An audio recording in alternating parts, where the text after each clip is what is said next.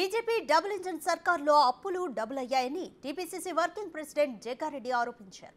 తాము నాశనమైపోతున్నాం అనే విషయాన్ని దేశ ప్రజలు ఆలోచించుకోవాలని కోరారు. బీజేపీ వినాశనానికే పుట్టిందని, శ్రీరాముడు ఎప్పుడైనా అప్పుల పాలు అవ్వమని చెప్పాడా అని ప్రశ్నించారు.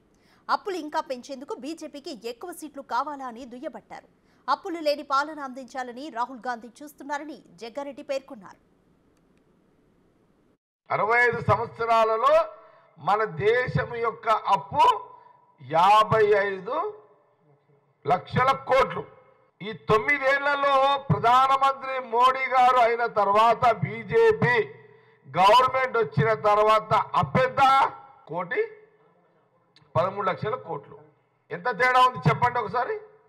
65 ఏళ్ళ లెక్క ఎక్కడ, 9 ఏళ్లలో డబుల్ ఇంజన్ అంటే అదేనా? అప్పులు పెంచే దాంట్లో బీజేపీ ప్రభుత్వం డబుల్ ఇంజనా?